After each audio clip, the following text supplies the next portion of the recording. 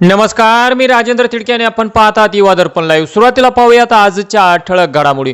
माफी मागण्याचा प्रश्नच येत नाही, ते माझं वैयक्तिक मत। सावजी मटणाच्या वादावर तुकाराम मुंढेंचे स्पष्टीकरण।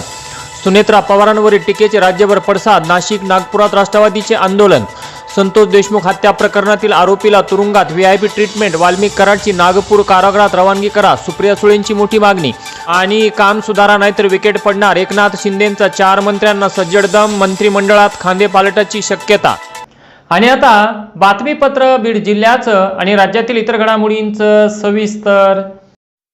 मुख्यमंत्री देवेंद्र फडणवीस यांच्या वाढदिवसानिमित्त आष्टीचे आमदार सुरेश धस यांच्या संकल्पनेतून आष्टी येथे आयोजित करण्यात आलेल्या 3 दिवसीय आरोग्य शिबिराचा आज अमृता फडणवीस यांच्या हस्ते शुभारंभ करण्यात आला। यावेळी अमृता फडणवीस यांनी आमदार सुरेश धस यांच्या लोकसेवेचे कौतुक करताना सुरेश धस यांनी कृतीतून दाखवून दिले की आम्ही तुमच्यासाठी सदैव हजर आहोत। सत्ता ही सेवेचे साधन असून हा आरोग्याचा महायज्ञ खऱ्या अर्थाने लोकसेवेचा आदर्श आहे असे म्हटले। तर आमदार सुरेश धस यांनी ठाम शब्दात सांगितले, देवेंद्र फडणवीस साहेब आहेत त्यामुळे आम्ही अजिबात घाबरत नाही। या महाआरोग्य शिबिरासाठी 35,000हून अधिक रुग्णांची पूर्व तपासणी करण्यात आली। तर विविध आजारांवरील तज्ज्ञ डॉक्टरांकडून तपासणी, उपचार आणि पुढील मोफत शस्त्रक्रियांची सुविधा उपलब्ध करून देण्यात आली। आष्टी, पाटोदा, शिरूरसह बीड जिल्ह्यातील हजारो गोरगरीब रुग्णांसाठी हे शिबिर आरोग्य सेवेचा मोठा आधार ठरत आहे। आष्टीला उपक्रम चालू आहे आणि धन्यवाद देते मी सुरेश धसजीला। खूप छान प्रकारे वेगवेगळे टेस्ट आणि निदान इथे होत आहेत लोकांसाठी। आम्हाला वाटतं 60,000 पर्यंत आता लोक पोहोचतील, 30च्या वर गेलेली आहेत इथे जे येत आहेत स्वतःला टेस्ट करवायला। आणि मला वाटतं की या उपक्रमामुळे जे लोक डॉक्टर पर्यंत नाही पोहोचू शकत, डॉक्टर्स पण पद्मश्री अशी सगळे आलेली आहेत इथे, डॉक्टर लहाने पण आहेत, तर ते डॉक्टर्स यांच्यापर्यंत पोहोचलेले आहेत आणि यांच्या हेल्थसाठी, यांच्या चांगल्यासाठी खूप काम करतात। आज श्रीगोंदा तालुक्यात आले त्याला 9 कोटी रुपयाचं इंजेक्शन लागलं, पण आम्ही घाबरत नाही। देवेंद्र फडणवीस साहेब आहेत, आम्ही अजिबात घाबरत नाही। युवा दर्पण लाईव्ह साठी महेश बेदरे, आष्टी। आज बुधवार दिनांक 5 ऑगस्ट 2026 रोजी प्रबुद्ध रिपब्लिकन पार्टी ऑफ इंडियाचे प्रदेशाध्यक्ष श्री शेषराव वीर हे आपल्या विविध मागण्यांसाठी बीड जिल्हाधिकारी कार्यालयासमोर आमरण उपोषणाला बसलेले आहेत।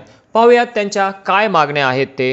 बीडचे तहसीलदार चंद्रकांत शेळके एकाच प्रकरणामध्ये 2 आदेश काढतात। कसे काय काढतात, तर तो त्यांच्या अधिकाराचा तो गैरवापर करीत आहे।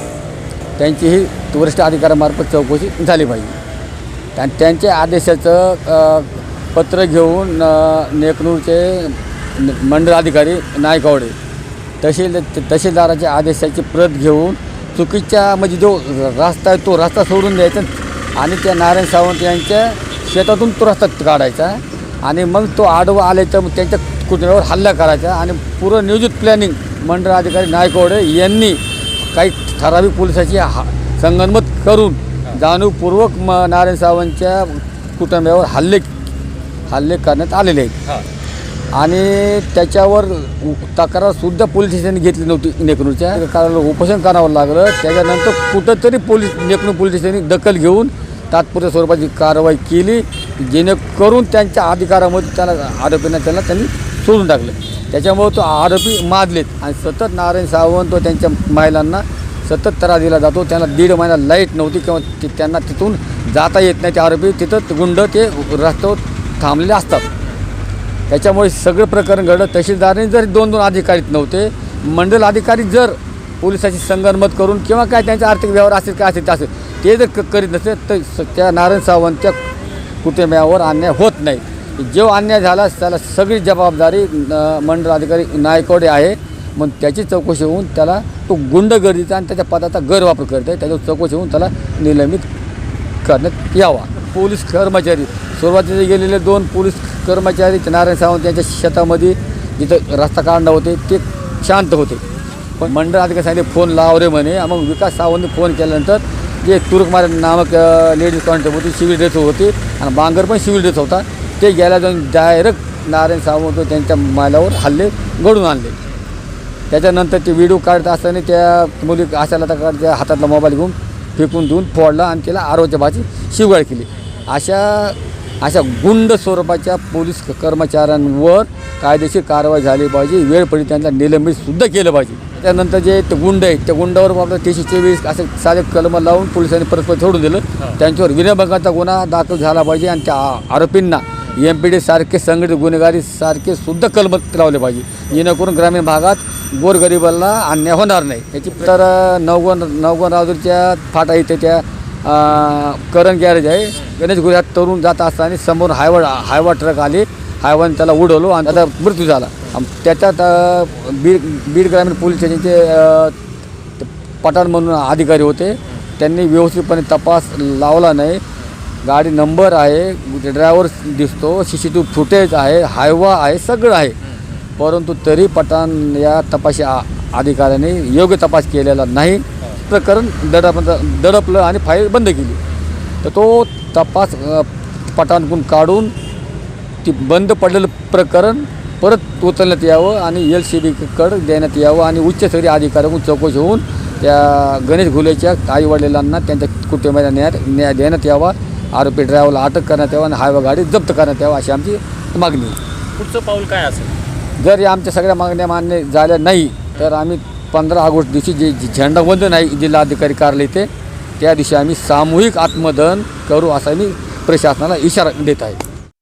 बीड शहरातील यशोदा हॉटेल परिसरात गावठी कट्टा बाळगून फिरणाऱ्या एका तरुणाला बीड LCBच्या टीमने अटक करून त्याच्याकडून एक गावठी कट्टा व एक जिवंत काडतूस असा एकूण 40,000 रुपयांचा मुद्देमाल जप्त केला आहे.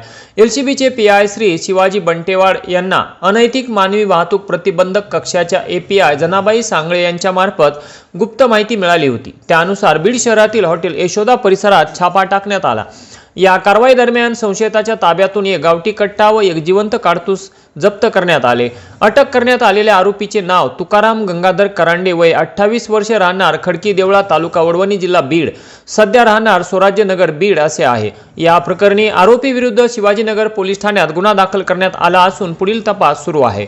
तर सदरची कारवाई ही पोलीस अधीक्षक श्री नवनीत कामत, अप्पर पोलीस अधीक्षक समीर शेख, उपविभागीय पोलीस अधिकारी व्यंकटराम, LCBचे PI श्री शिवाजी बंटेवाड यांच्या मार्गदर्शनाखाली AHTU बीडच्या API श्रीमती सांगळे, शिंदे, येवले, जाधव, चौरे, गर्जे तसेच LCBचे PSI श्रीराम खटावकर, मनोज परजने, अशफाक सय्यद यांनी मिळून केली.